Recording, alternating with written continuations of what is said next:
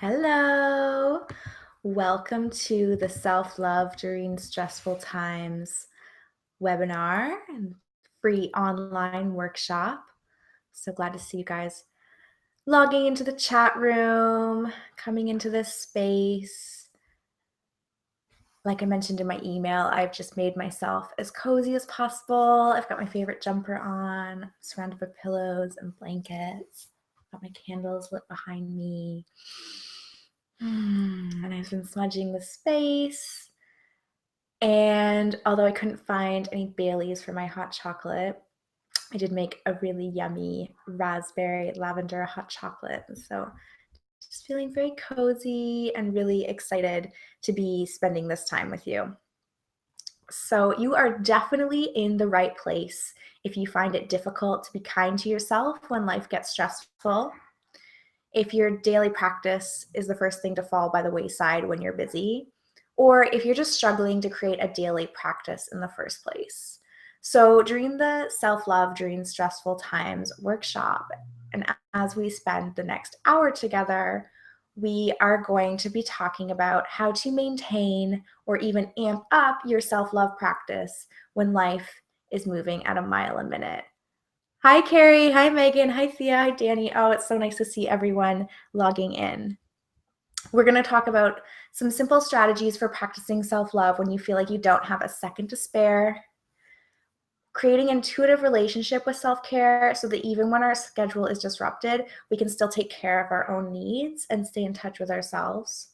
We're going to talk about how to manage difficult emotions that often come up around the holidays and at other times, of course, while showing ourselves loving kindness.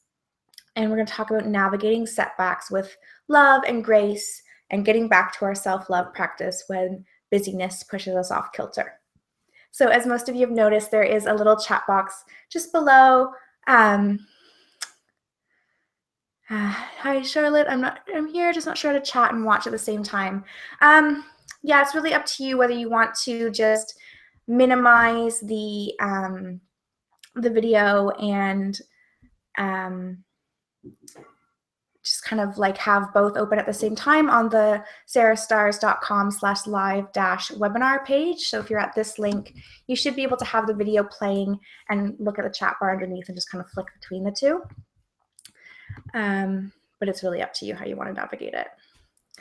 So there is also, as most of you know, a little set name link, which will allow you to choose your name or a pseudonym if you'd rather. Hey, Heather, because otherwise it's going to just assign you a random string of numbers and it's kind of hard to chat to each other that way.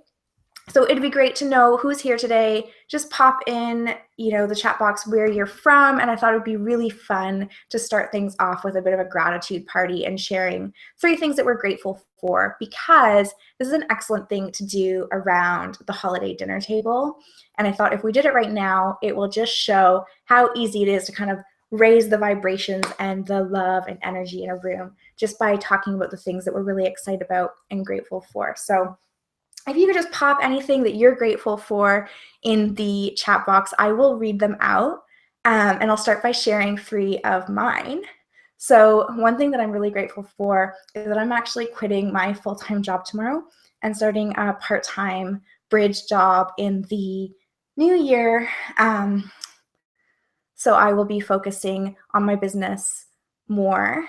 I'll be working 2 days a week and then having 3 full days a week for my business. So I'm very excited about that, really grateful for that. I'm also really grateful that we got our Christmas tree this weekend, and my mom had brought some of our Christmas ornaments from when I was a kid over when she came for her wedding in June. So I've been able to decorate the tree with those, and it's all sparkly and lit up and making me really happy. And the third thing that I'm grateful for, it is actually my 6-month wedding anniversary today. And so we've been having a really lovely day together. And after this webinar, we are going to drink a bottle of champagne and eat dinner and watch a Christmas movie. And I'm just so grateful for the 6 months of marriage and all of the ones that are coming ahead. So, okay. If you guys have anything that you want to share for our gratitude party, feel free to just pop them in the chat box now. Thank you, guys. Okay. I will come back to that as we talk about gratitude later if you guys decide you have anything that you want to share. So for me, self-love is ultimately all about treating myself with loving kindness and meeting my needs, much the way I would with a friend, lover, or family member. But it's also different that ultimately we need to put ourselves first. And the reason for that is, I think, as most of us know, or we wouldn't be here, when we don't put ourselves first, we deplete our reservoirs, our ability to give, our ability to look after others. We deplete kind of our very liveliness. So we need to give from our overfill. We need to put ourselves first, and we need to fill ourselves up first. This can be a really uncomfortable thing for so many of us because we're used to wanting to be selfless and wanting to put others first, wanting to be liked and loved by everyone. But we all know that it's really important to love ourselves or we wouldn't be here. When life gets busy and stressful, we don't treating our friends horribly, but we'll so often do this to ourselves. So we'll still take time to nurture our relationships, even if we don't have time for long, leisurely dinners and hangouts.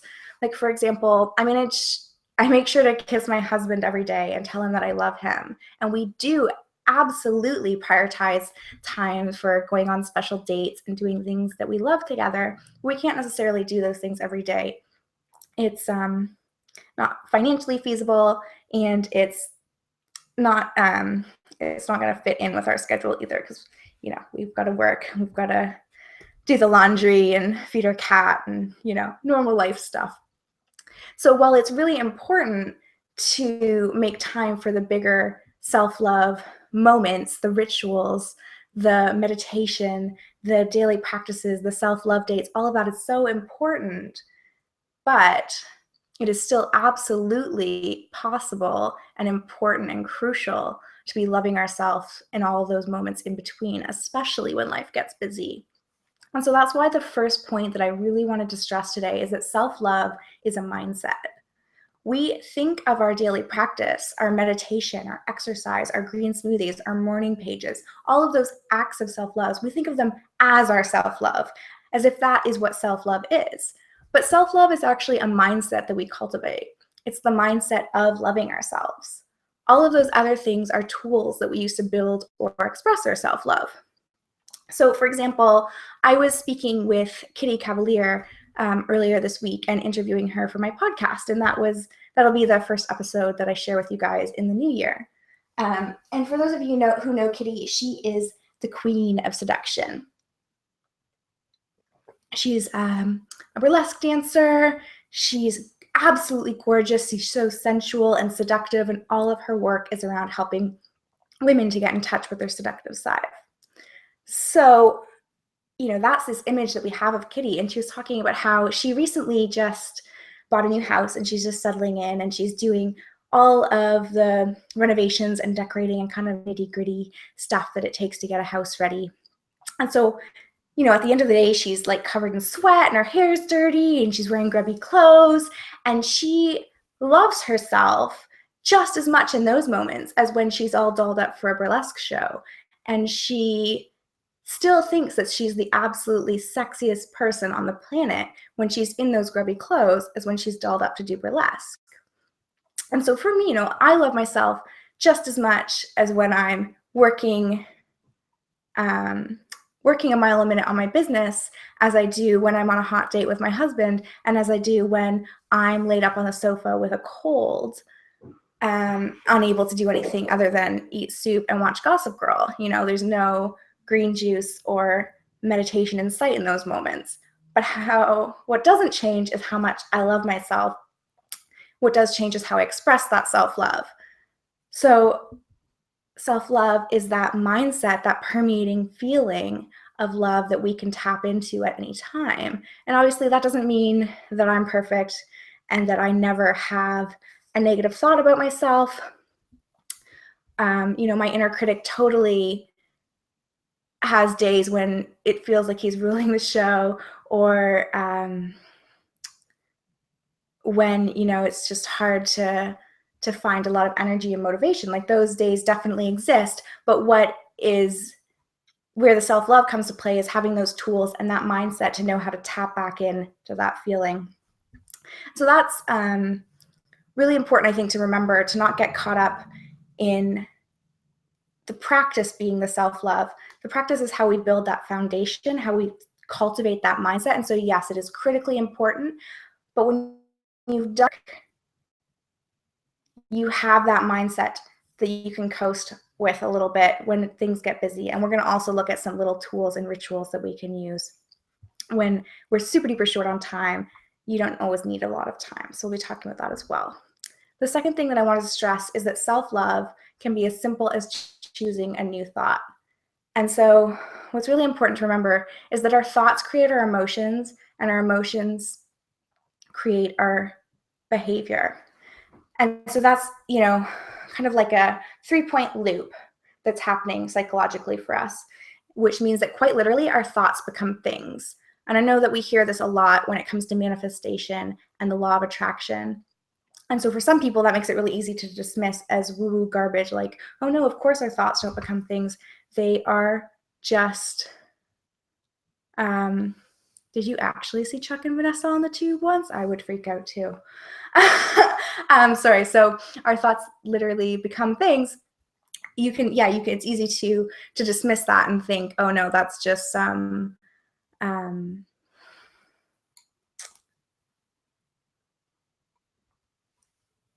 sorry, I'm trying to read your chat thoughts at the same time. I'm just going to scroll up and I'll check in with them from time to time. It's easy to say that thoughts are just thoughts, but when we remember that cycle, that they create our emotions, and we can watch that come into play so easily, and then that our emotions create our behaviors, and then our behaviors do influence our thoughts. So there is a loop, but it does really start with our thoughts. And most of our thoughts are habitual. We've been thinking them for so long that we don't really notice that they're there even. They become so ingrained. We're so used to seeing them that we don't even really see them. And this is especially true of our negative beliefs, our limiting beliefs, our fear-based thoughts. Most of those, were passed down to us from our parents or developed from a negative childhood memory moment experience. And we've been finding evidence and finding ways to prove them right, finding ways to reinforce them for the rest of our lives. They're so habitual. They're so cyclical that they just happen in a feedback loop in our brains. And so the one way that we can start to take control of those thoughts and to start choosing new ones is to create a fear inventory. This is something I really like to encourage people to do. And it's really simple. It's not necessarily easy because it is kind of deep and you're going to have to process some things to go through this, but it is as simple as like brainstorming and doing a massive mind dump of all of the things that you think negatively about yourself. So what does your inner critic tell you about your job, about the way you look, about your weight, about the food that you eat, about, your relationships as a lover, as a friend, as a daughter, as a sister? What are all of the things that you tell yourself, all of those negative beliefs about money, about, when you think about chasing a big dream, what are the if, ands, or buts that always come to the surface? And it is, it doesn't take most of us long to compile a list of 20 or even 30 fears and limiting beliefs. And then you can start to pick them apart and you can start to see, okay, what are the common threads here? What are beliefs that these are all tied to? And you mount to more like core beliefs. And then I think it's really important to start thinking about, what would I rather believe instead of these? So, take a few minutes with down. What are some new beliefs that you would like to form? What are the positive, as Thea says, what are the positive beliefs that you would like to be feeding? And how would you sum those up?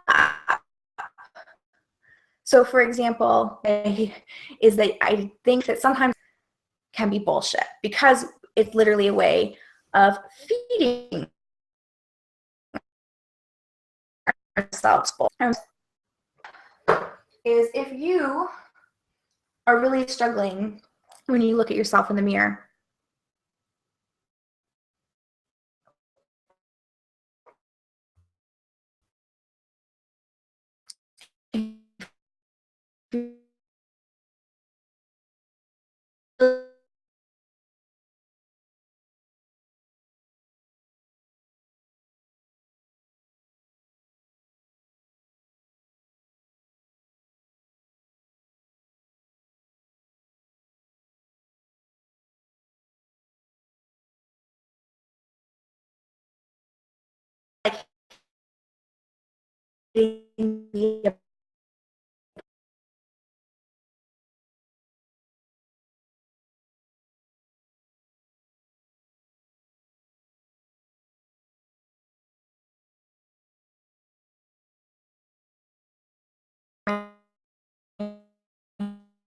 Here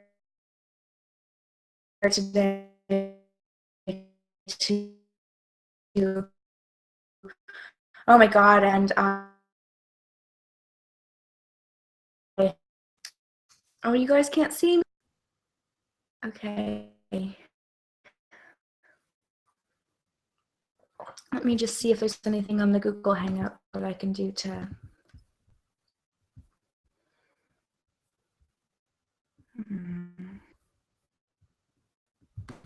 Hey there. I'm gonna keep talking, and then hopefully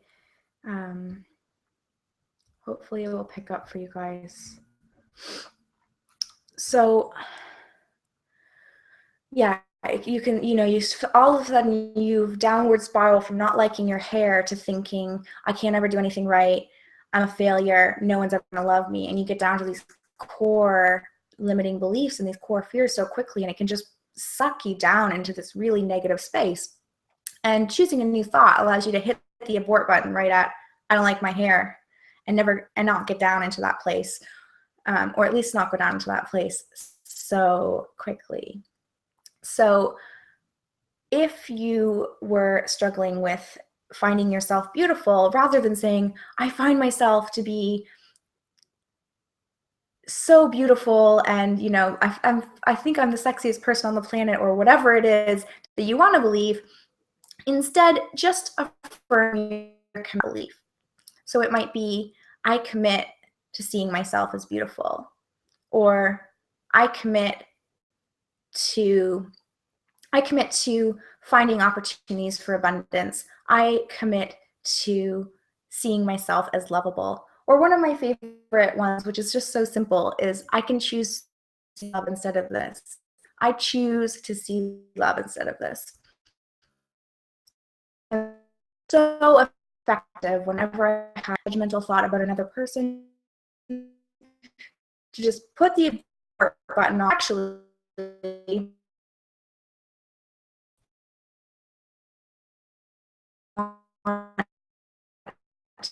positive. I want to infuse my life with it. I don't want to go to the place that thought is taking me, and so I just hit the abort button. So that second point is just that self-love can be as simple as choosing a new thought.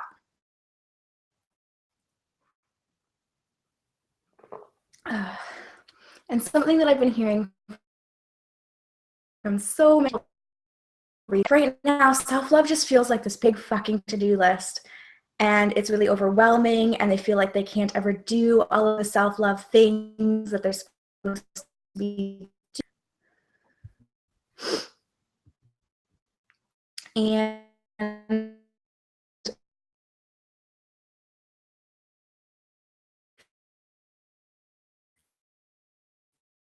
like 3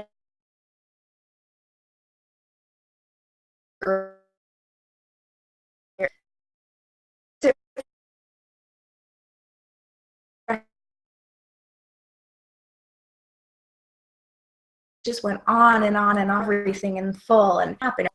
And I think what we forget is that self-care and self-love can look like different things on different days and to different people.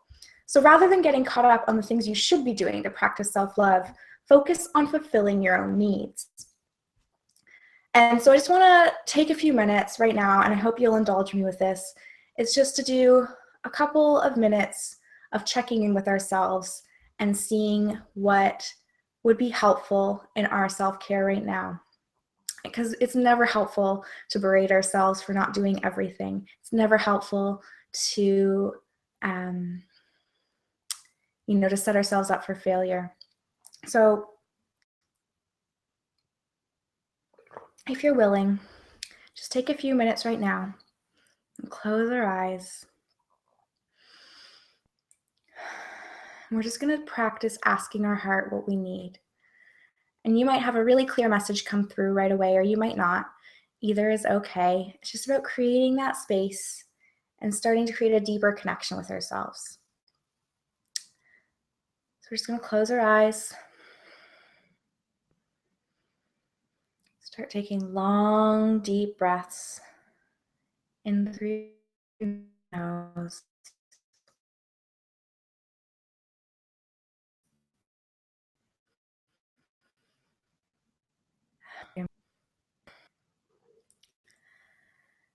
As you're deepening your breathing,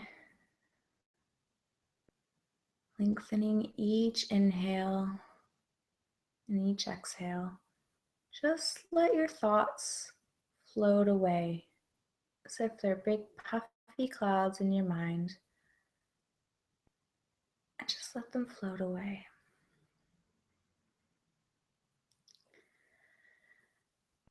And just picture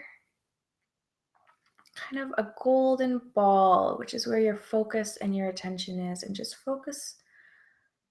imagine this golden ball dropping really slowly from your mind, from your head, really slowly down until it reaches your heart space, and just bring your awareness there and let your consciousness exist there in your heart space. Continuing to breathe.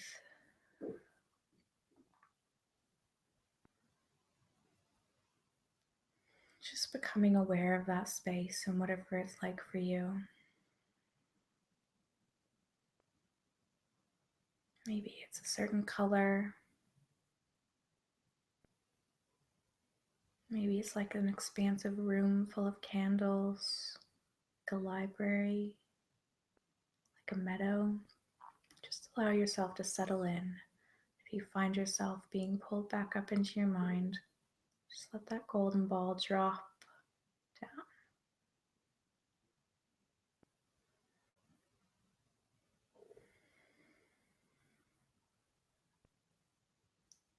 And just ask yourself, what act of self-care do I need most right now?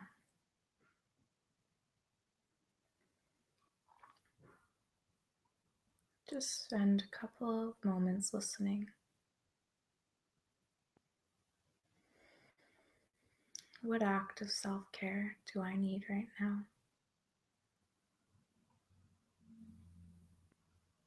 Just when you're ready, bring that golden ball back up into your mind. Maybe move your fingers and toes a little bit and open your eyes. Just see if anything came up for you. And if it did, just spend a couple of moments now writing down anything that you heard about what self-care would be most beneficial for you. I wrote a blog post earlier this year, I guess, called Get Out of the Bath and Put Your Hand on Your Heart. And it was basically just about how, I was really stressed out one day, or I'd been really busy. And so as an act of self-care, I took a bath.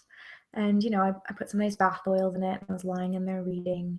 And, after not that long, I thought, I think I want to get out of the bath. But I hadn't been in there for very long. And so I said, no, like, act of self-care, like, stay in there, make the most of it, basically. And I realized really quickly, like, well, this is kind of fucked up. How is this self-care if it's not the relaxing thing I want right now, if I'd actually rather be in bed with a hot cup of tea and I don't want to be in the bath anymore? And so the whole point of the post was just about checking in with yourself and seeing, what is it you really need in this moment? What is it you really want? And of course, sometimes we need to do difficult, uncomfortable exercises in the name of self-love, but I don't think a bath should ever be one of them. And so we don't always have to stick with those kind of, trope self-care practices. We can choose to be really intentional with our self-care and just taking that time. My friend Nicole taught me that practice of just taking that time to sink into your heart and let yourself exist in that space, in the heart space, and see what you need. Okay. So the fourth thing that and it's probably something that comes up a lot, but are you actually doing it? Are you scheduling time off? Being in tune with how much downtime you actually need and then putting it in your calendar. Because the thing is, if you don't put it in your calendar, if you don't actually block out that evening, that full day, whatever it is, even an hour here and there, if you don't block it off, it's so easily to just keep saying yes to things because you genuinely want to do them, but then see that your calendar is so full that there's no time to breathe, there's no time to really have any space for yourself. Or where she has one day on and one day off, and that's her schedule. She doesn't ever have outings 2 days in a row, knows that she's an extrovert and she needs time to be with other people. She also doesn't generally have very many days in a row. But we all have different needs. I need a lot more days in than I need days out. And part of that is because some of my days in, I'm doing things that are kind of extroverted as it is. I'm working with one-to-one coaching clients or recording podcast interviews, but it's also because I am, as much as I'm outgoing and social, I'm fairly introverted and I need time by myself to recharge. So start by noticing what feels like a good schedule for you. But because the holidays are already upon us, you need to start today. I'd love you to take out your calendar right now even and just start by blocking off an entire evening once a week or a few hours each weekend that is just you time. If someone asks you to do something, you can just politely tell them that you're already booked. You don't need to be more specific than that if you don't want to. That is your time, and that is going to be really, really crucial in keeping yourself filled up and practicing self-love to yourself by giving yourself that time during the holidays when it's really busy. So that's a really simple point. Number 4 is just scheduling time off for yourself. Okay. And the next one is something that I've called the snooze time morning practice. Because if you're anything like me, you don't necessarily hop out of bed when your alarm first goes off. You might hit snooze once. Is if you don't have time for an in-depth morning practice, is to, instead of actually going back to sleep, use that snooze time as your morning practice. And there are a few things that you could do during that snooze time that will really start bringing some self-love and some gratitude and some intention to your day. So one of the things that I would encourage you to do in the self-love, in this snooze time morning practice is what my friend Betsy calls a self-massage. And she just asks you to just start by placing your right hand over your left hand, just touching it in any way that feels good. So you might, I notice that my fingers like to be touched more gently than my palm. My palm likes to be massaged a little bit more vigorously. Then you'd move down to your wrist and your arm. You might want to see what it feels like to touch all the way down your arm in one smooth motion, and then massaging it a little more slowly, and switching hands, working down your other arm, doing this all really slowly. And the intention is with every touch to explore what feels good in your body. Because so often when we wake up, our first instinct is to scan for what doesn't feel good. And this is especially true if you're struggling with a chronic health problem. We scan for what doesn't feel good. And so if we can wake up and start scanning for what does feel good, and even using our touch to start creating some good sensation in the body, really can be a powerful shift in perspective. So, you move on to giving your shoulders a little squeeze down, just sending some love into your chest and your breasts, right down your torso, into your belly, to your womb, down your legs, all the way down to your feet, just slowly touching every part of your body, just giving a little squeeze, a little massage, maybe a gentle stroke, whatever feels good. Just exploring what feels good. And so the second thing I would say you could do during your snooze time morning practice is how we started off today with naming some things we're grateful for. So I'm just going to scroll down. So Carrie, grateful for loving and supportive husband, wonderful friends, and chicken noodle soup. I love it. Thea, mom getting out of the hospital. Oh, that's fantastic. Boss at work showing love to me, and glad I'm feeling better emotionally. Oh, I'm so glad to hear that too. Lauren, grateful for winter walks, favorite coffee shop, and fluffy socks. Heck yes. Heather, grateful for puppies not destroying your Christmas tree. Yes, we are so hoping that our cat Hagrid doesn't destroy our Christmas tree. And a weekend with my busy husband. Oh, love all of this. Danny, grateful for the rainy season, loving individuals at your job, and starting yoga teacher training. That's amazing. And I feel like, Megan, did I miss you? No. Okay. So yes, thank you for sharing all of those things. So it's so simple when you wake up in the morning. Just list off in your head 5 things you're grateful for. Really easy. Just think of them to yourself, and then take some time to set a self-care intention for your day. And so setting a self-care intention every morning is something that we do in the group coaching program that I'm part of, Your Year of Radical Transformation, which is run by my friend Nicole Harlow. So if you're a productivity nerd like me, you are probably super used to setting your top 3 priorities for the day. That's something that I do every morning, just so I have a focus for my day, and because most productivity studies will say that we can really only focus on up to 3 things a day. But these are usually business or goal-oriented. And so what I'm suggesting that you do every morning is make a non-negotiable self-care intention. So check in with yourself and ask what you need today. And you can use that simple practice of dropping into your heart that we did earlier, or you can just think about, like, if you know you're going to be sitting in front of your computer all day, maybe just set the intention to go outside and walk around for 15 minutes in a park.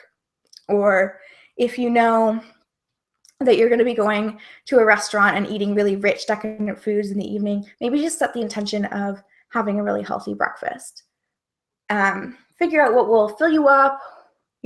Ask yourself, is there an area of your life you've been neglecting? What do you deeply desire? And how can you give yourself that?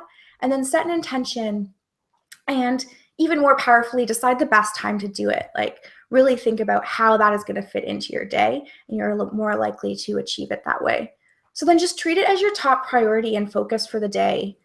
Trust that all of those work and life tasks will get done. They always do. They're just not the kind of things that fall by the wayside, but our self-care really is.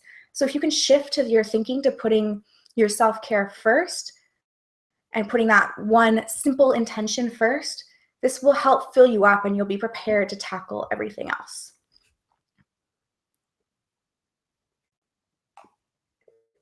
Okay, so this is the part of the webinar where things are going to get a little bit wacky. Luckily, a whole bunch of you, at least 3 of you, were at my recent urban retreat, so I have already forced these slightly wacky things on you, and that makes it sound bad, but it's really not. But these are what I'm calling 2 self-love practices you can use to clear your mind during a bathroom break. So whether that's at your mom's house over the holidays or at your day job, these 2 things will take less than 5 minutes, so you can easily pretend you're going for a bathroom break and no one will know you're being any the wiser. Just think you spent a little extra time touching up your lipstick. So the first is shaking. And shaking is a practice that we use in Koya, and it's been used by yogis for hundreds of years. Animals use it in the animal kingdom. there's a story of a gazelle that they tell in Koya, about a gazelle being chased by a lion, and the lion's chasing the gazelle, and he almost catches him, and the gazelle runs a little farther away, and the lion almost catches up and gets him, and then finally the gazelle gets away, and he stops, and instead of, going to therapy for 10 years, or calling his best friend, or, blaming all of his problems on this incident of almost being killed for the rest of his life, the gazelle shakes. And it starts in the tip of his nose until all of his body is shaking, and he shakes out all of that shit, and he gets on with his day. And, this might not sound like a useful practice until you've tried it, but shaking really allows us to move emotions through the body quickly, and it really allows us to get out some of that negative energy really quickly. So if you'll just humor me again for a moment, just start shaking your right hand as hard as you can. Seriously, start doing it right now, okay? And just keep shaking it as hard as you can, and just keep shaking. Shake your hand as hard as you can. Seriously, if you're not doing this, or you think you're too cool to shake your hand, I'm not impressed. Come on, shake your hand. Shake it as hard as you can, and then stop. Just hold your other hand across from it. How does your right hand feel compared to your left hand? Is it tingly? Does it feel more energized? Does it feel lighter? So that's what shaking allows us to do in our body. And I'd really encourage you to try this. So to start by shaking your hands, both of them all at once. Stand up and do it. Shake your hands, and then shake your arms, shake your shoulders, shake your hips, shake one leg, shake the other leg. Lie down on the ground, shake your legs and arms in the air. Stand up and just shake everything as hard as you can.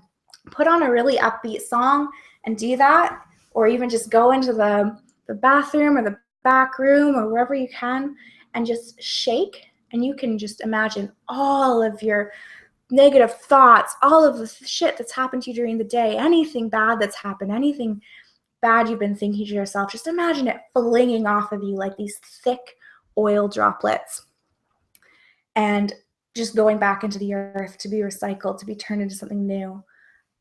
It completely changes the physiology of your body, it really just clears your mind in a really beautiful way. And so the second practice that I want to encourage you to try, and we're going to do it together right now, and it totally feels a bit wacky, but it's a Kundalini yoga meditation called the Ego Eradicator. And, okay, I'm just going to pull up the video so I can make sure that I'm showing you guys fully. So in Kundalini yoga, we use really simple postures coupled with really specific breath techniques in order to create really big mental and emotional shifts. So the way we're going to hold our hands is just with our fingers on the tops of the pads of our hands, and our thumbs are kind of out and arched back. You're going to lift your hands so lift your arms like that, and your thumbs plugged into the sky. And then the breath for this is really rapidly in and out through your nose. So when you breathe in, your stomach expands, and when you breathe out, it contracts.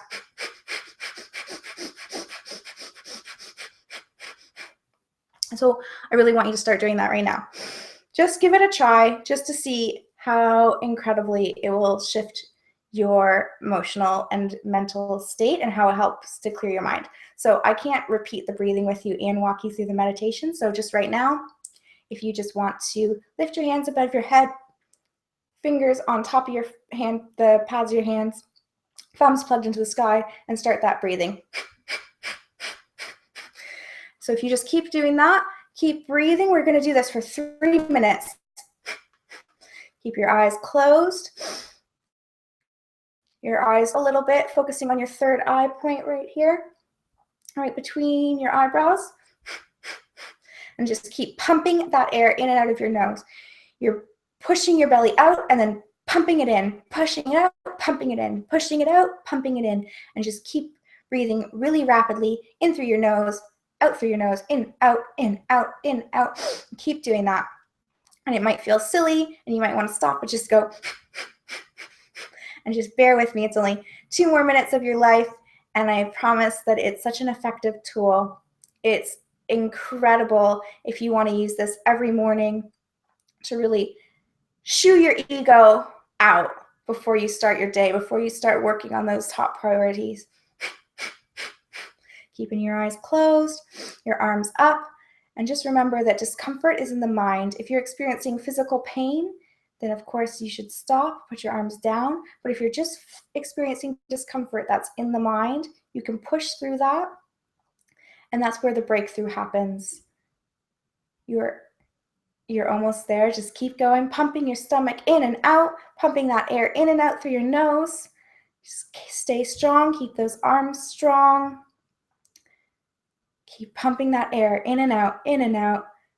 The things that I ask you to do, I know it's crazy, but this is really going to help push your ego out. And just think, it's a self-love practice. It only takes 3 minutes. You can do it anytime, anywhere you can get a little bit of privacy anyway. So just in and out through your nose, in and out through your nose, holding your arms strong, pumping that belly in and out, pushing it out, pulling it in, pushing it out, pulling it in, breathing really rapidly, holding it strong. You can do it.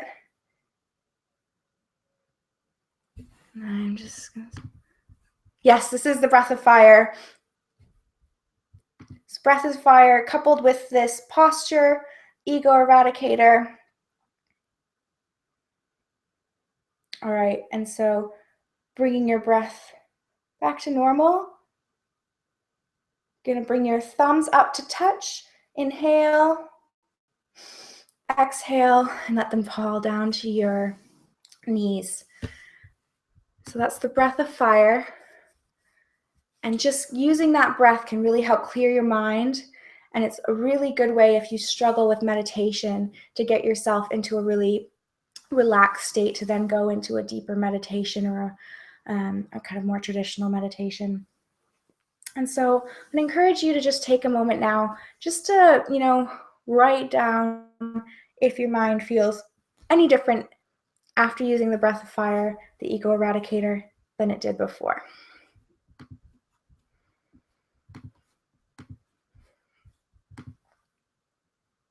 Okay, so now I want to talk about filling yourself up, because when times get stressful, we're often giving so much of ourselves that we don't have anything left. We don't have anything left for anyone else, and we don't have anything left for ourselves. And this is a really dangerous space to be in. It can lead to burnout and breakdown, and none of us want to get to those points.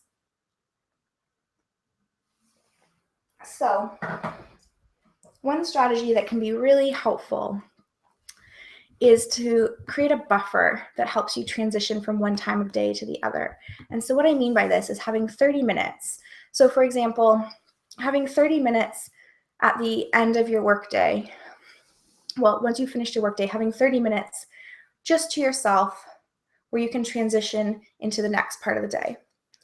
I recently did a training with Marianne Williamson where she talked about this, and this was specifically in terms of kind of romantic relationships that she was talking about, but how you have 30 minutes to kind of transition into that romantic woman after a full day of kind of being that powerful career work woman. But you could do this for any kind of transition, and it's a way to just really honor that change and that movement that you're making. So it could be a time when you take a bath and get changed into a different type of clothing, or when you prepare your space by lighting candles and spritzing yourself with a particular perfume, or when you write in your journal about who you are in these different times of day. Just finding those 30-minute buffer, not all day with or any transition time. Another way is obviously meditation is a really great way to fill yourself up.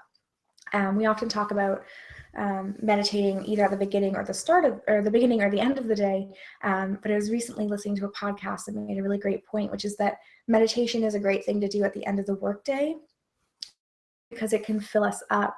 And really, I was noticing that oftentimes I was so tired by the end of the day, and my husband gets home a little bit later than me, that I just wasn't feeling like my best self by the time he got home. I was a little bit snappy, or just really low energy, and I wasn't being the best conversationalist. And so I started getting into the practice of sometimes meditating, even just for 5 minutes when I got home. And I felt like this really helped me to shift my mindset and to really fill myself back up so that I was in a way different headspace when he got home from work. If you want a particular guided meditation that could be great for filling yourself up, Rebecca Campbell on her website, which is rebeccacampbell.me, has a free light sourcing meditation. That meditation is all about filling yourself up. And filling yourself up with the light of the universe, basically, of the divine source. It's really beautiful and really powerful for kind of feeling more full if you've been run ragged. Another easy way is just to take a break and do something completely different. So if you've been running yourself ragged, just find a way to get away from the screen, if that's what it is, or get away from the people, and just do something else for even 5 minutes. Really, really can bring greater focus when you go back, but it's also just a great way to just take a breather for 5 minutes. And that sounds so simple, but put a reminder in your phone and make sure that you're actually doing that every few hours. But the most important, I think, way to fill yourself up is to think about what lights you up, what lights your internal spark. And so that could be as simple as having a bouquet of flowers in the house. It could be as complicated as a really elaborate meal, cooking for yourself. So, think about the things. What do you do for pure joy, not because it brings you any recognition or money? What did you love doing as a child? And because we are taking the time right now to focus on our self-love, I'd love if you could actually just think right now, what are some things that light you up?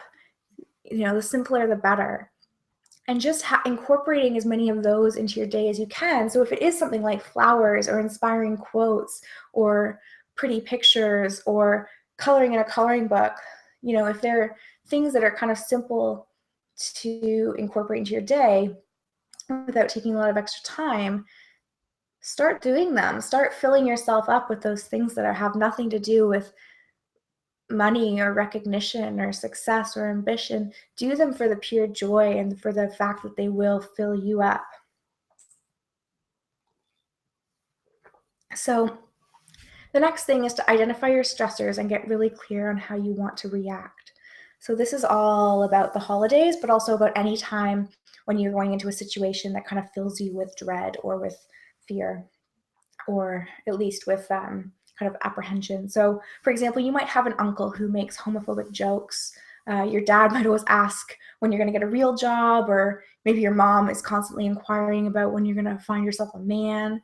These are things that happen all the time. You can reasonably predict that they will happen over the holidays, and just the thought of them. There's a few things that I want you to remember. Which the first of it is we teach each other how to treat us. We teach other people how to treat us. If you have never told your uncle that those homophobic jokes offend you, he can't reasonably know that. Another important thing to remember is that our response is often caught up in things that happened in the past. So we are basically past tripping on getting really caught up in those old wounds, and rather than just dealing with the kind of limitations of what the actual situation is. And the third really important thing to remember is that you don't have to engage in any conversation that you don't want to, and you can say no and shut the conversation down with love and kindness while still being really firm about it. So just take a few minutes right now to brainstorm the main stresses you're worried about over the holidays. So it could be anything you're worried about coming up with your family, conversations you're dreading having. Just spend a couple of minutes right now and just write down 2 or 3 that you are worried about.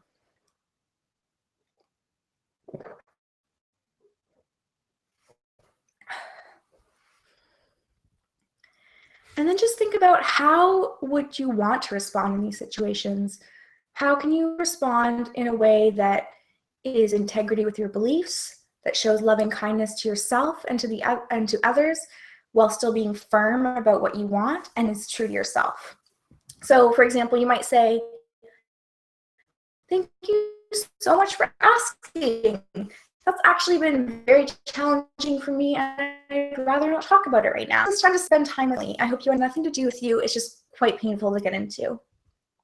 Or maybe it could be, "I need to tell you that I find that comment really offensive. I'm not trying to start an argument, but if you didn't talk about this subject around me." So neither of those things are rude. They're not trying to start a conflict, but just by being really aware and starting right now to think about how you want to respond to the situations that you're worried about, when those situations arise, you don't have to kind of present moment experience response, and you can use it right there. So I think that's a really important way to prepare yourself. Another important thing to remember during the holidays is just to slow down, be intentional. Loving ourselves can be as simple as just putting attention to the current moment, to just staying where we are, to really relishing in the moment, being present. This is a great time of year. It can be so many reasons as well. Delivering that hot chocolate, that mince pie, that hug from your grandma, whatever it is, just be there, be in the moment, allow yourself to really savor it and be really intentional. And if you do fall out of your daily practice, and come on, we all probably will. If you have a regimented routine and you don't manage to keep up with it during the holidays, don't beat yourself up. Recognize that self-love takes many forms, like we've talked about today. Just find a way to practice self-love in that moment when you